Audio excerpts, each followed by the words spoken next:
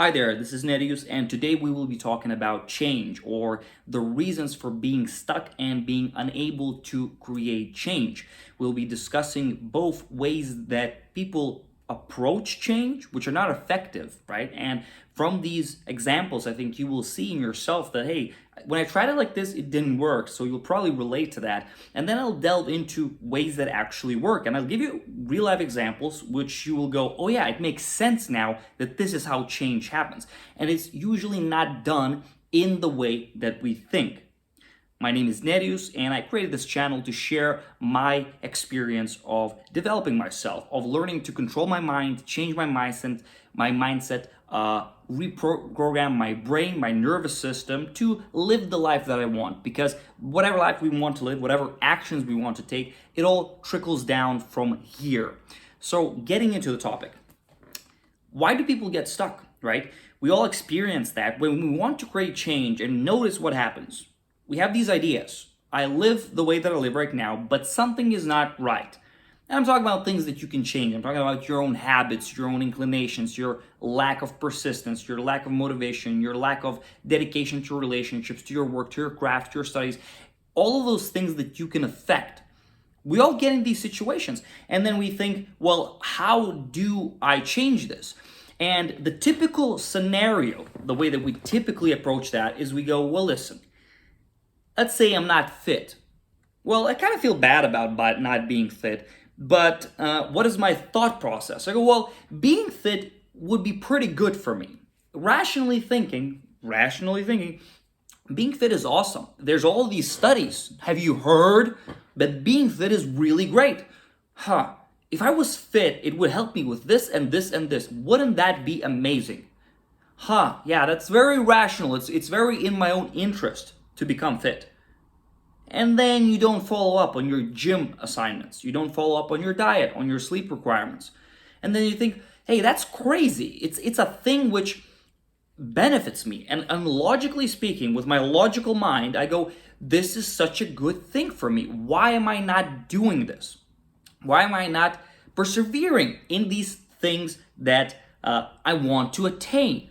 Now, look at the keywords that we're using here. We're going, man, I might feel bad, sure. I might feel some emotions, but mainly I'm trying to rationalize my way out of it, right? I'm making these logical conclusions about life. It would be way better if I studied harder because then I can get a good job. Very rational, very smart. You're a smart boy, a smart girl. That's very great. If I only worked out harder, I would be fit. Yes, that makes perfect logical sense. You won the intellectual competition, right? Your decision, your thinking pattern is correct. And you think, oh man, this is totally the correct way of thinking. And yet, why don't I do that?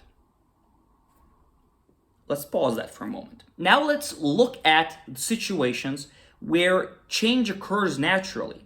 Let's look, first of all, at life-changing events. Let's say you experience something intensely traumatic on one hand, or something extremely positive. Something really happens, right? You fall in love with this new person and they're really amazing and they have all these great qualities and they inspire you to do all those things about yourself, to try for them, for you, for your future family, right? What about the traumatic event? Maybe it's a passing of someone you care about and you go, you know what? It made me feel that life is limited, that I have to do the things that I want to do right now. I'm going to do it. What are the keywords that we use here? Well, all of these experiences are emotionally intense experiences. It's not that you just rationalized your way into it. Rationally speaking, we should all be perfect robots, doing the perfect habits every day for perfect amounts of time, for weeks and months and so on and so forth. Yet we don't do that. Yet, when we experience an intense experience, a life-changing experience, something very negative or very positive, we change, right? Sometimes in the negative, especially in negative and the traumatic experiences, but it's change nonetheless. And sometimes into very positive ones as well. When we fall in love, we get positive inspiration as well. Now, what does that lead us into? It leads us into the secret of reprogramming yourself, of creating change that will last and creating a psychological foundation which is actually allows you to act the way that you want to act. And unless you engage that foundation, you won't be able to create the change that you want because you're scraping the surface level. Let me give you a proposition which, according to what I said, you can consider and think maybe there is logic behind it. Your rational mind is not the only element in you. You also have emotions, feelings. When you try to create change purely from your rational mind, you're not engaging yourself fully. We do what we do not just because it logically and rationally makes sense. In fact, a lot of times our actions don't make any logical sense. But you know what they do make? They make emotional sense. They make sense for us at a deep level because they have certain associations for us, certain deep associations that make us feel in a certain way. When we are very much afraid of something, we don't do it, we avoid it, it's a powerful emotion.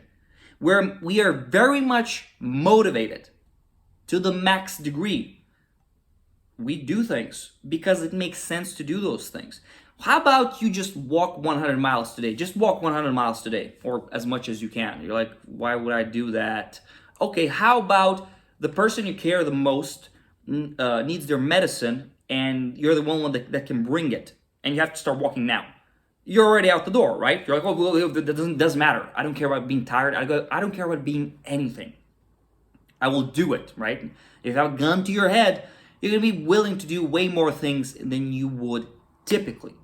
So the question then becomes, well, what is the practical application of that? How do you get into that state in which you will be in that highly motivated emotional state? You can get to that state by, first of all, recognizing that whatever you're doing, whatever goals you have, your job isn't to just rationally think about them. Your job as a human being is to create a psychological foundation for those actions. The seeds of your actions are always psychological. They are always thought-based, emotions-based. If you want to create those actions, you will have to engage those processes. And in fact, if you want to become a master of action in any area of your life, you'll have to engage those things. Through the decade or more now, 15 years or more that I was into self-development, into psychology, into all that stuff, meditations and all that, the reason why I was able to create the change in my social life, in my relationships, in my relationship to work and work ethic, in my relationship to my health, living healthy, it wasn't because those were the rational things that I just forced myself to do, even though maybe there were elements of that. Mainly, it was a deep reprogramming of my value systems, of the deep emotions associated with those goals. And there are many ways to do that. The most basic one is, of course, to have a deep emotional dive into your values. What is really important to you? Oh, this goal, why is it really important to you? Why? What will it affect? What deep value, deep emotion does it stir in you? How do you find that, right? How do you tap into that? That is the art of leveraging your mind and emotions for the actions that you need to take so that you would be able to live the life that you want.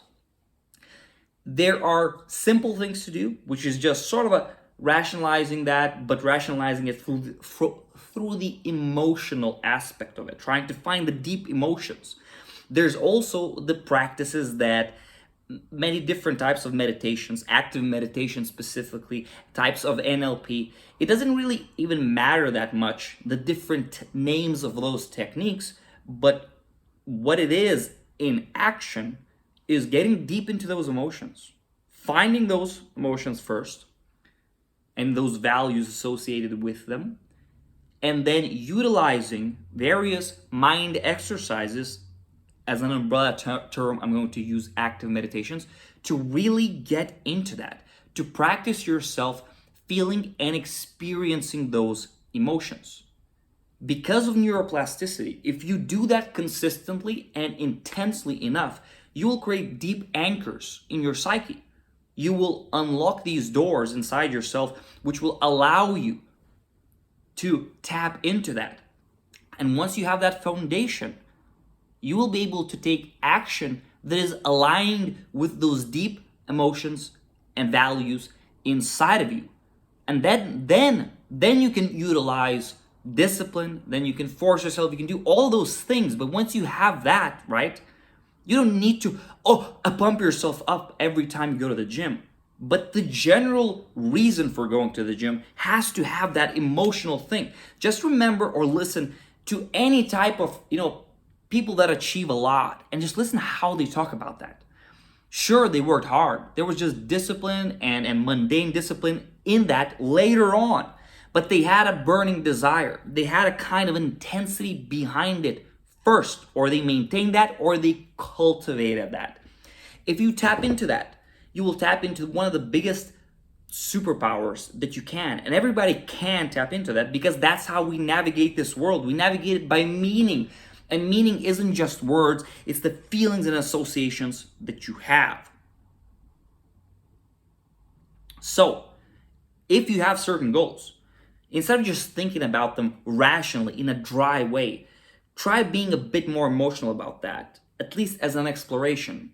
And then, once you tap into that, try to train yourself to get into that more often, and you will create a foundation for yourself.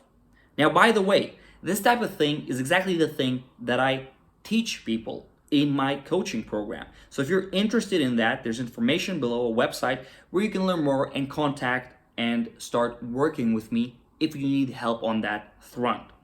So I hope this video was helpful for you. If you have any questions, leave them in the comments below. Thank you very much for watching, and until next time.